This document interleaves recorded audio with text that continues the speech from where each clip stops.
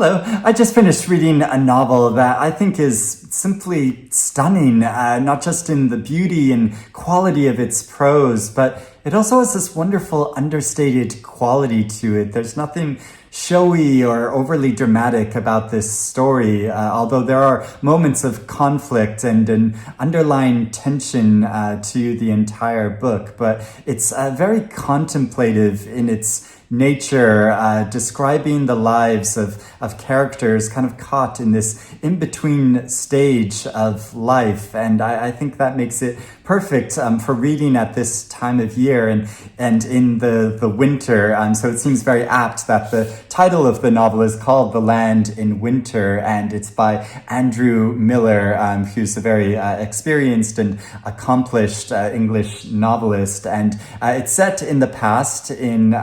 December of 1962, and it follows going into the new year, and it's set in the West Country of England, and it begins with a very terrifying incident in a psychiatric hospital where the body of a man who has committed suicide has been discovered, and this is kind of underpins the entire novel, both in its tone and the characters and what has occurred here. But then it moves on to the primary characters of the story, who are two couples living out in the countryside of this area, and none of them is native to this landscape. They've all come from somewhere else. And then they've only been living here for a relatively short amount of time. And so there's the local country doctor, who's also called Eric, and his wife Irene, who is pregnant, and she comes from more sort of literary higher society. She's comes from a privileged family, and then there are their neighbors. There's Bill, who's keeping a farm. He's become a farmer, though he also comes from a privileged background, although relatively new money. His father is very successful in property in London, but has gone through a lot of strife to come to this accomplished point in his life, and he's slightly disconnected from his father, and so he's kind of set out to become a farmer in the countryside, and he is married to Rita, who is also pregnant and who has a slightly more complicated and more disreputable background. She was working as a dancer in kind of clubs before meeting Bill, and we follow these two couples over this period, and the narrative moves its focus between their lives, following them over a period of months. And this was a time in history in the winter when there was a real heavy snowfall, and so we follow them as they become snowed in at one point, and the countryside is just completely covered in snow, and this creates all sorts of problems. But it's not really so much about the claustrophobia of that, or being completely stuck inside, or the drama of the weather. It's more about how they are all in a period of uncertainty in their lives, and kind of caught between the past and the future that they want to create. They're all slightly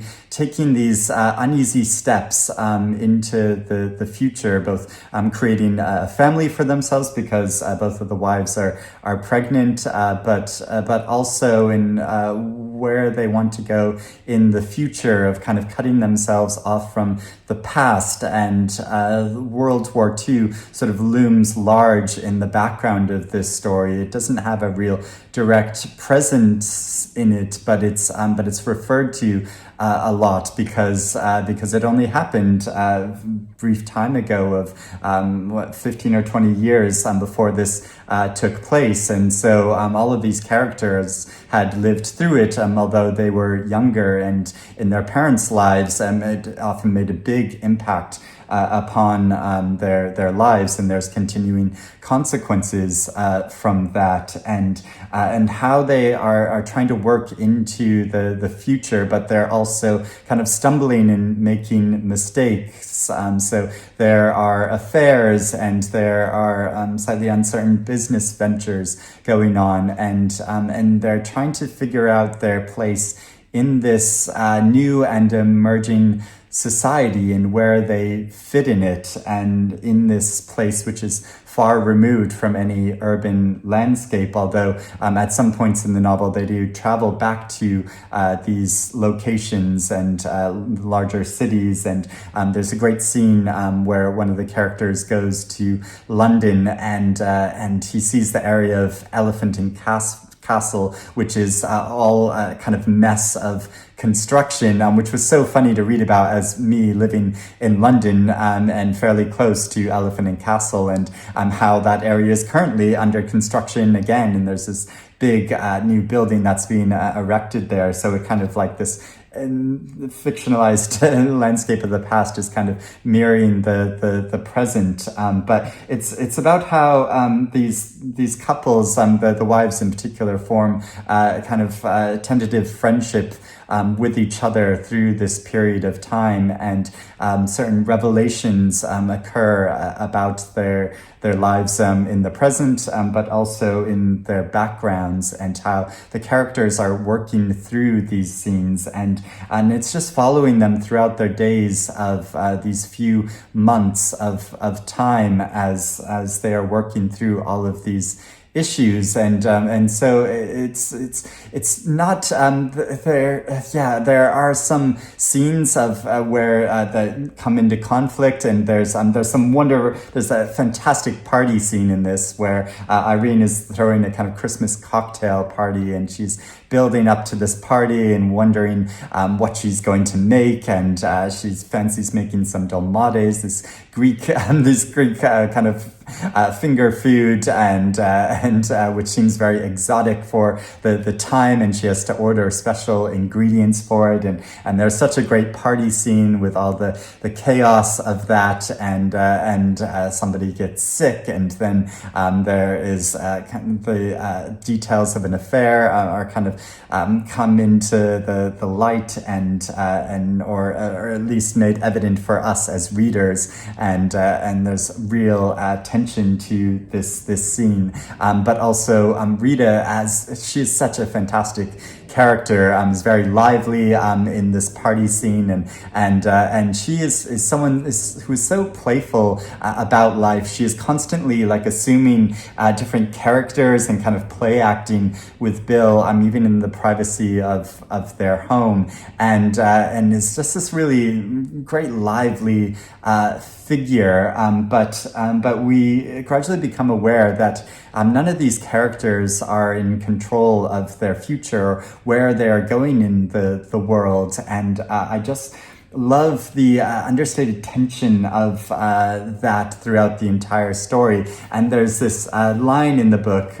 where Andrew Miller writes, he suffered from the brief fantasy of control, followed almost at once by the certainty that he was about to lose everything of any value in his life. And yeah, there's just this ongoing sense in the book that